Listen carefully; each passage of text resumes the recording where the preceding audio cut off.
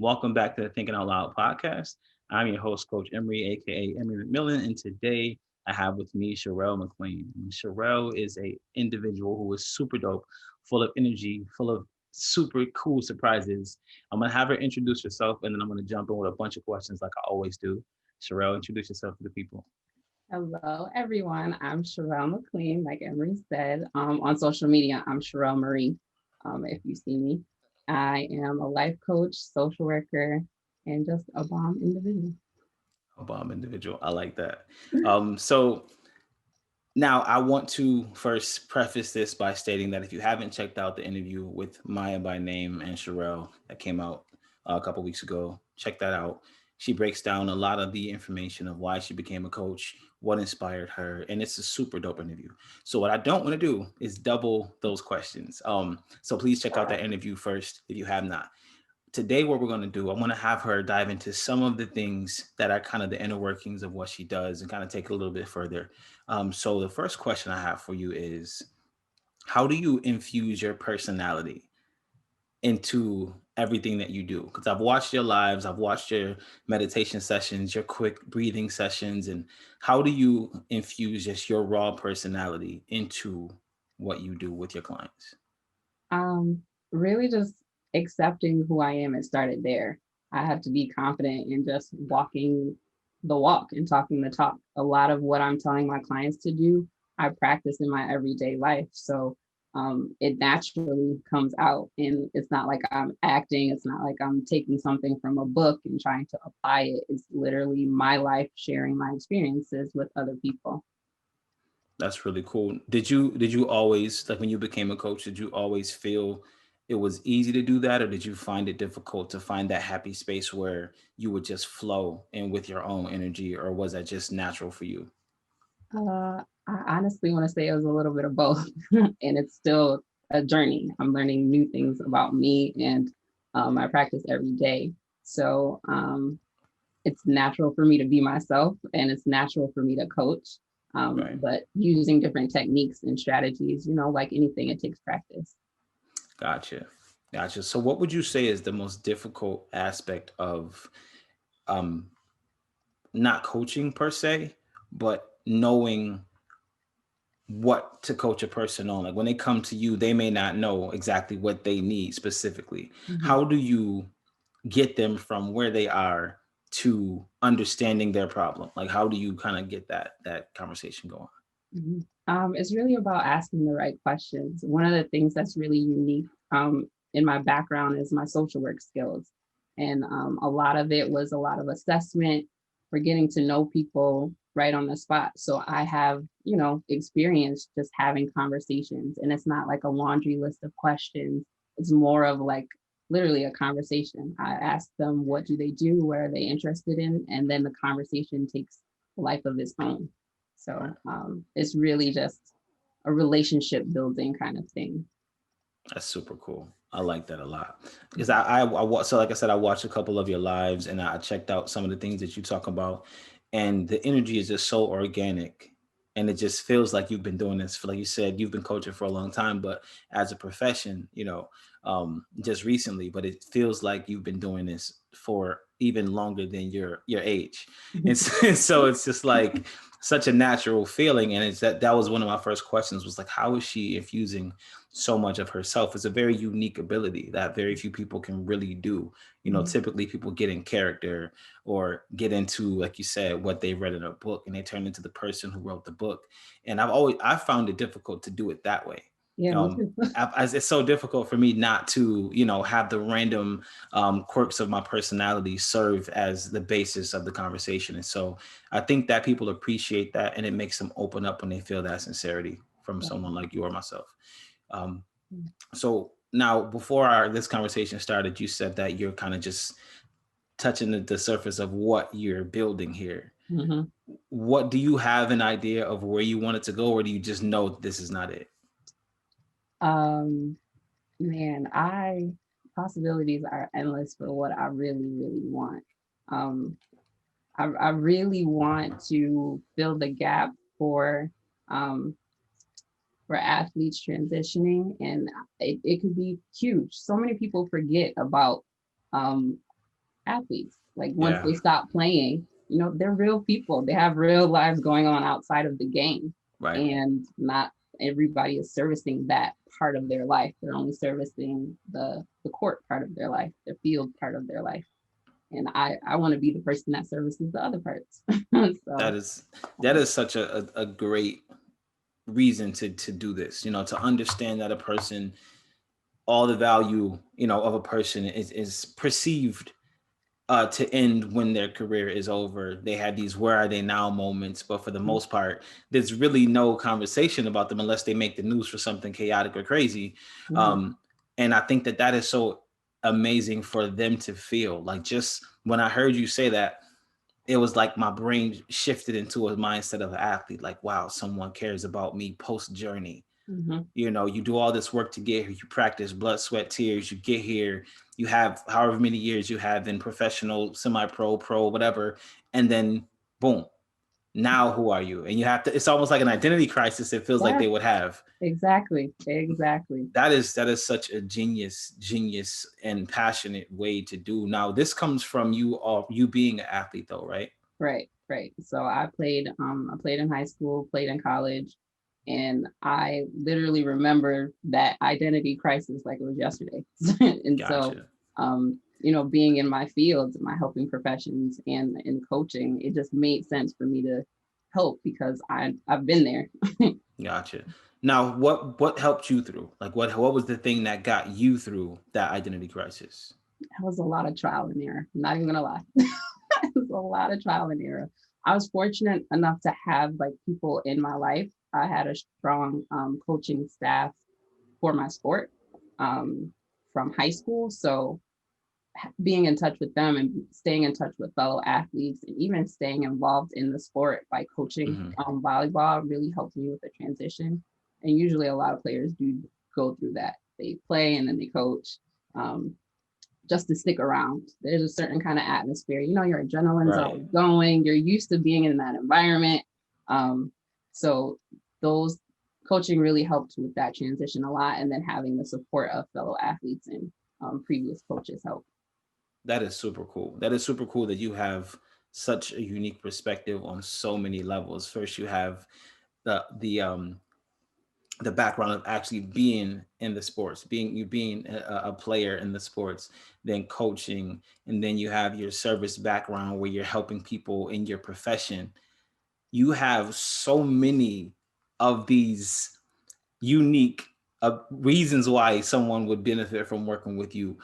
Which one do you feel plays the biggest role in acquiring like a new person or a new client that you're working with? Like, how do you assess the situation? Is it typically from how you relate to them as a player, or is it from your background from your profession?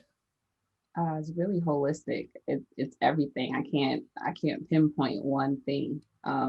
It's my personality. It's my heart for people. It's my history as an athlete and a coach. It's my profession as a social worker and a life coach. Like all of them play into it. And again, that's why I love what I do because so many people compartmentalize like the different parts of them. So they may be coming to me as a former athlete, but we're not even talking about athletics. We could be talking Right. about something totally different. I think that's what I really want to push to people is that you don't have to choose just one part of you because you're a whole person. So Right. that's kind of the perspective I look at it at. Gotcha. That is super, super, super cool. Now, you said that in the beginning you're a bomb individual. Now this so is this like a self-diagnosis or is this like proven? I randomly hype myself up and I don't realize that I'm doing it until after I say it because people are surprised that it just comes out that way. Mm, But I think it's a little bit of both. I think everybody should think that they're bomb individuals. If I you don't agree. have confidence in yourself, how can somebody have confidence in you? I So agree. it starts internally. So the more I say that I'm a bomb individual, the more I'm going to be a bomb individual. Absolutely. The reason I asked that because even though you said it and it was just like so second nature, it's almost it's an affirmation as well. It's like Hmm. you're affirming to yourself or anyone listening, like, wait, okay, let me listen and see why she's bomb. Right. And I think that that is so, so amazing that you said that. And that's why I wanted to just bring it back to that, is because we have a very unique ability with our words, especially in the roles that we're in, because people Mm-hmm. listen to how we say Mm-hmm. what we say, when we say it, and where we fit it into the conversations. And so I asked you that because I, from just seeing what you do, checking out, your page, your practice, and just some of the things that I've seen from you, I can attest that this is an accurate statement. But it's just like, to say it, sometimes people look at things like that as boasting, and it's not at all. It's not at all. Like you said, you have to hype yourself up, but in addition to that, it's just like believing that you belong here, you Yeah. deserve to be here, and what I'm doing is bomb, because you're helping people. It's not like you're saying, oh, I'm a millionaire, self-made millionaire, I help no one and I'm the bomb. Like, that's not it. You're a bomb because you do help people and you see the problem that no one else sees. Mm-hmm. Mm-hmm. So to me, it's super, super amazing. Now, your focus originally was just on like cultural sensitivity and helping women and empowerment and things of that nature. Mm-hmm. As your journey progressed, do you feel that that is broadened, or is it kind of still your focus? Um, you know, like like I've been saying, I'm focusing on holistic care, right? Hmm. And so when I mention those things, I understand like the place everyone is in the world. There's so much things happening racially. So it's like I can't ignore the cultural part of life. Yeah. So, I make it a point to say like I'm paying attention to that. So if that's an issue in your arena, we can talk about it that way. Um, I'm aware of the issues that women face daily. And, as a woman, I live it. So I Yeah. don't want to ignore the fact that that can be an issue in the arenas as well. So I think it's going to be like a subset of it, but not the main focus, if that makes sense. No, it makes complete sense. I really like a lot of coaches kind of focus on, a specific niche, and to Hmm. me, I feel like sometimes that's almost a disservice. And I Hmm. like the fact that you have already broadened it out. That's your heart, that's your passion, but you've already broadened it out, somewhat to where you are right now. And again, like, this is just the beginning for you. So I'm just seeing like this. And again, a lot of my questions are coming because you just popped up on my radar, and I have no idea how that's possible, You that this put in was a lot just of work. like but no, but it's just so interesting because you're right here where I'm from. Hmm. You know what I mean? And I just feel like I would have heard your name somewhere with all the work that you do, all the things that you're doing. And I have so many questions, like more than normal, because I'm just like, how is this amazing bomb individual just, go under the radar for so long and I not know. So another question I have for you, and this one is kind of just a fun question because I want to break it up a little bit. When you became a coach, Hmm. did you have that conversation with yourself like, okay, but I don't want to do it? What if they don't believe? What if I can't prove what all these, like, not even self-doubt, because at that point it's not really self-doubt, it's more so just like the conversation that anyone has when they're getting ready to dip their toe in any new water. Um, how was that conversation for you, and how did you like overcome that conversation? That conversation, it does pop up more than once. It's not just like in the beginning stages. It's like anytime you're doing something big towards your brand, it's like, Right. what if? But it was a lot of like just reflection. It took Mhm. me a lot of time to like journal out what I really want. Um, and just a lot of research, just seeing what's already out there and what people are doing. And I'm like, I can do this. Why am I not doing this? And Right. my why was bigger than all of the self-doubt. It was just like, why don't people know me? Why am I not broadening my horizons? Why am I not sharing my gifts? Right? A Right. gift isn't a gift unless you share it. And I wasn't sharing as much as I could. Right. And so I got to that point where it's like, nah, it's time. Like, stop hiding. Like, let's go. Gotcha. Now, with this being something new for you, or newer for you, not new, but with 2020 being a big deal, like you said, a lot of this wouldn't have happened without 2020. 2020 has been very bittersweet for most people. Mhm. But for myself, and it sounds like for you as well, it's been like this runway where it's like, okay, I'm sitting on this runway. I've been loading the plane. I checked the gas. I checked the engine. I checked the rotors. I checked this plane 30 times. I know it can fly, and I've been just on this runway. I got to take off. And then 2020 comes, and it's like there's no other planes on the runway. It's like, okay, all right. If I'm gonna fly ever, this is the time to fly. Right. Did you kind of have that feeling this year at all? Yeah, it's just kind of like go big or go home. Like time is so precious, and why would I wait?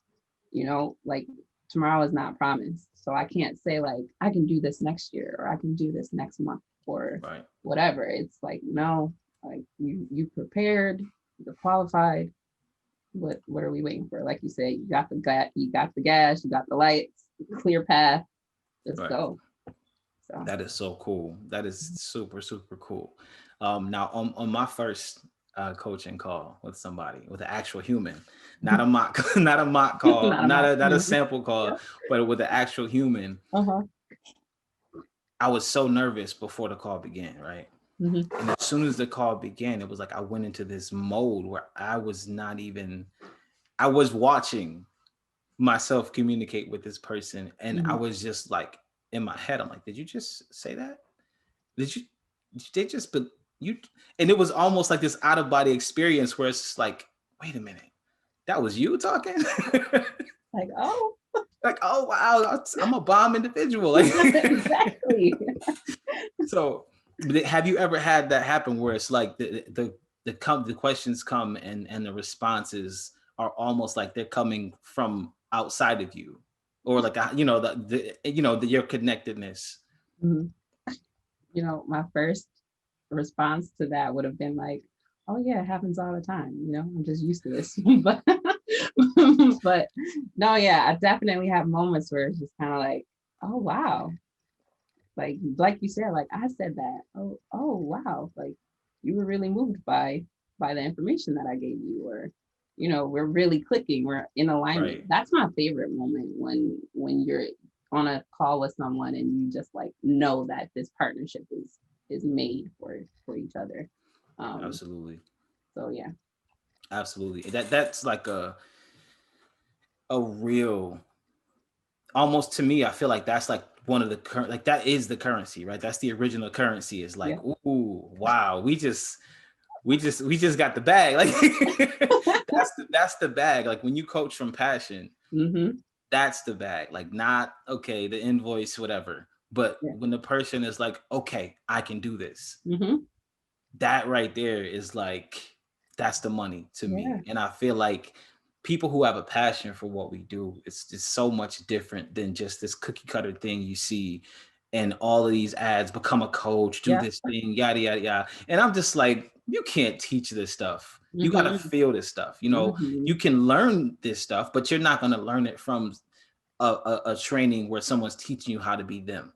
Yeah. You have to have just a reason. Number one, a reason why you want to do it. And for you, your reason was so unique that I've never heard anyone really look at it that way. And when I heard that, I'm just like, that is such a unique brain walking around in this human right here. To have that perspective of a very common situation. I know many people who played, here, national, international, and they come home to wherever home is, and it's just like, do I just become who I was before I started this whole journey? Mm-hmm. Do I, and one of my really good friends played overseas, and he just, he so many of his passions that he had prior to basketball, um he's able to dive into those things now, and it's almost like a new, I'm watching him just be so excited about these things, and he's messages me like, hey, I did this thing, or I found this new thing. And it's such an excitement to see Mm-hmm. him like find that side of himself and be into it, like, Mm-hmm. because I always wondered like what happens after sports, what happens after the thing, and then we Mm-hmm. typically, like I said, we typically only find out on the where are they nows, or when you hear they did a deal with Starbucks or something. Right. So, but it's so much life in between that. And I think that that's great that you bridge that gap. Right. I think I really come from a health and wellness viewpoint. It's just kind of like sports is physical and we know it's mental. And a lot of people are focusing on the mental toughness for the court. And so many times I see athletes that I've played with and that I've coached that just kind of fall apart after the game. You know, when the lights are over, it's like they're going back to a home that is not safe, or Yeah. all of those things. And I think that's where my social work comes in, because that's what I do as a social worker. And I'm like, we need to look at all of the aspects, because if these people, if these athletes are held to a higher standard, we need to do a better job at taking care of them through all of their stages, in and out of injuries and retirement, moving from level to level. Like, there's no transition to say like, okay, this is a new arena. Let's level up on all areas, not just your skill for the sport. Right. That is cool. I like that.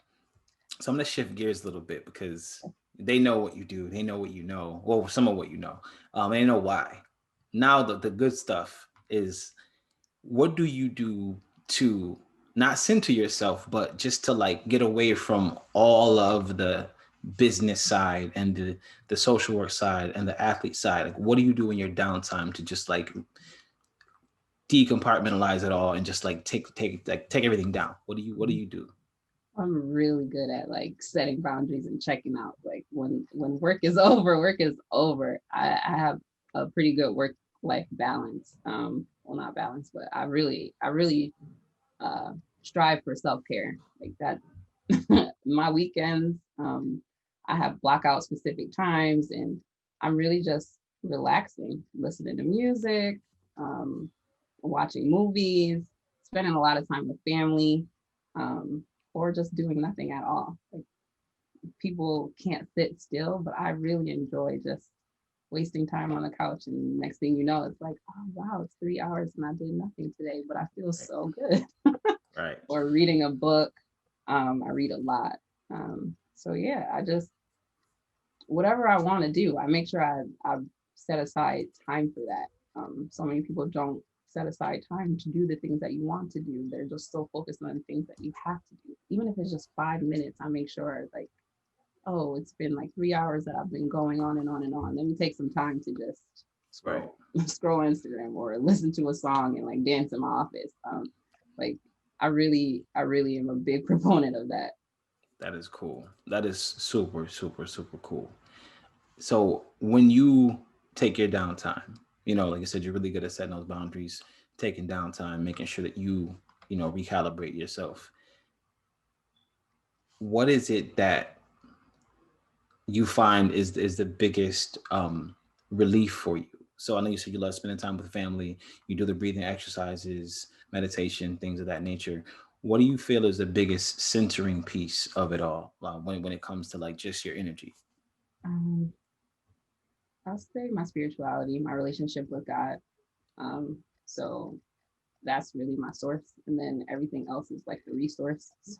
So it's God first, and then family. Like, even though I'm always around people and always like talking to people, people are also like what gives me energy. And even if I'm just in a room with somebody and I don't have to say anything, but presence makes a difference. Or if I'm, virtually now because of COVID, just Yeah. FaceTiming somebody like, oh, I'm cooking. So maybe we'll just cook and we don't even have to talk, but like I like people. Yeah. So that's another thing that really keeps me grounded. I thought I was the only person that did that. Let's make a cooking show real quick with no Yeah, words. This is just real quick. that's super cool. They're really, really cool. So now you mentioned that you read a lot of books. What is one book that you can say helped you with your coaching journey the most? That is a tough one. I don't think I have like one.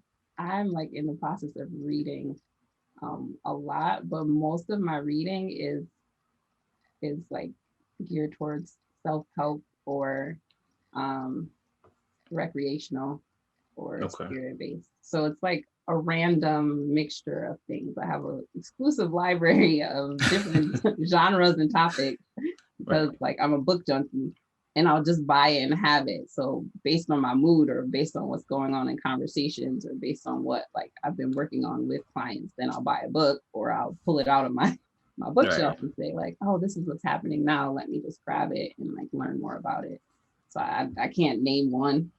Okay. It just depends on what's happening at that moment. Okay. You can win that one. You can I'll give you that one. So you did say something that brought me back to another question. So you just said that when you while working with a client or something of that nature, something will trigger and you'll find a book or buy a book. Have you ever been in a session with a client and in that session you have like an epiphany based on their situation that is just like you almost have like a newfound understanding of something completely and it just like everything plays out right in front of you? Yeah, definitely. I think those moments happen more when I'm with clients who are struggling and just can't seem to move past whatever point they're at. Um, and so it's just kind of like you throw things out there and they're not catching it, or they throw things out there and then you're not like meshing. There are moments where, you know, it's not always synergy, it's not always connecting Right. equally. And so I think the moments when it's like, oh, here's a point where I can try to dive in and find something different and come at a different angle. Yeah. I think that helps because it's not going to help if you keep doing the same thing over and over again. It's the definition of Yeah. insanity. Right. So just coming at it from a different angle is the most rewarding part when it's like the aha moments when you're just like, ah, I've been stumped, you've been stumped. So what are we doing? Let's recalibrate, reassess, and then boom, it happens. It's like magic. That is super. That's extra dope. So I really just have a couple more questions for you, and these are just Florida questions. So bear with me on these ones. So in 5 years, right? And I don't want you to like predict the future or anything like that, but if Mhm, you could paint the future how you would want it as of your mind today, mhm. like where is your practice in 5 years? Well, I won't be working my 9 to 5. I will be full-time life coach in 3 years, preferably. But um, I will be, you know, working on all levels, but mostly like working with pro athletes on a bigger scale, you know, not just like a local or a younger group, just like on a bigger scale. Probably have some self-study courses, so my work and my gifts can reach a broader audience, um, bigger names. So it's not just like people in my city don't even know me. Yeah, all that. That sounds dope. I can see that. I definitely can see that. If you could work with one pro athlete, like one person that is just like, yeah, I can't wait to work with this person, and you almost kind of see it happening. Like, who is that person? If you have one or many of them. I don't think I've ever thought about that. I really should start thinking about it. But you know, I honestly would work with LeBron. I would want to work with him because he's so like prominent in the community and in the sport, and we can make so many moves. And I just feel like if I can get an ear with him, like we could change the game off the court. So Nice. I think that would be a good power move. Yeah, I think that he's that brain is incredible, man. I feel like he's such a passionate person, um, on all levels. You Mm-hmm. know, I honestly I think that the passion he has in basketball, we're just seeing it because it's basketball. I think that his passion is even more intense off the court, and I Mm-hmm. think that it's rare to see that from a person who's been doing it that long, going hard for that long. It's just like he's more passionate off the court. He's willing to lose it all Yeah. to speak up about the things that he cares about or build the things that he feels are necessary to grow the community, grow the children in the community, and just enhance people overall. The Mm-hmm. way he speaks up for other athletes and even people who are not on his team. They're his rivals on the court, but he's speaking up for them in business moves and in conversations. And I think something like that that just is walking passion. It's not Right. just in this sport. That's just the container we see it in at the moment. So I think that when that conversation happens, I want you to call me and be like, hey, guess what I did today? And I'm Oh, gonna know. I'm already gonna know, but I definitely that's how I'm gonna start the conversation. You don't I'm even gonna have know to as go soon any as you further. as soon as you start, I'll be like, all right, what did he say? Right. That's dope. That's extra dope. And I hope that that happens. I don't hope. I'm excited for that to happen Me within your too. time frame that you just told us a little bit ago. Yeah.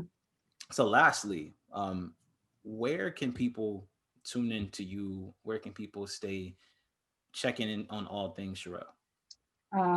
Pretty much all social media sites. I'm getting into YouTube. I'm getting into Facebook. I'm more on Instagram, but I'm trying to like transition to all of the social media sites. I'm just getting into TikTok. I thought I would never be one of those people.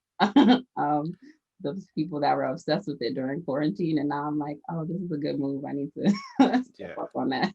So you can find me on all of those. Sherrell Marie one, SHERRELLMARIE one. Super dope. Super Mhm. dope. Any last words for anyone who is in that phase of, post anything, whether it's post career, post work, post athlete, and they are in that space where they don't know what to do? Any last words for anybody that you can just share with them right now? I would really want to share some words of encouragement that, we always say you're not alone, but you really aren't alone. People have gone through it before. It's not going to be the last time. It's not the first time it's ever happened. Um, you just have to reach out and get the support because there is support. There are people who care. There are people who have been down the path that you're going down right now and that can help. So I encourage people to use the use of technology that we have. We have such a unique place right now where we can reach out to so many more people. So use it to your advantage and find somebody to help you through that. Me, for example. I was hoping you did. I was gonna plug you in too. I'm like, you gotta say you, but yeah, listen, and to add to that, find someone who has passion for what they do. Mhm. If you can feel that they're energized and excited about your transformation, that's a great place to start.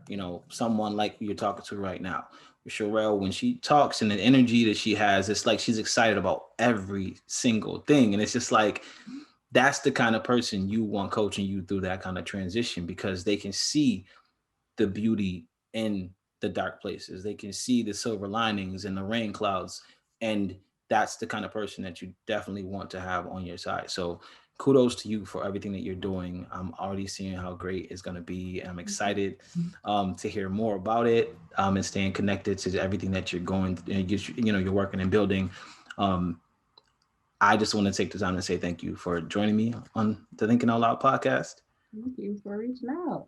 I had Absolutely. fun. Absolutely. And I'm sorry I threw so many random questions at you. It's Okay. Maya's fault, so blame her. No, it was fun. It was fun. But thank you again. And to everybody listening, as always, be dope and be great. Peace.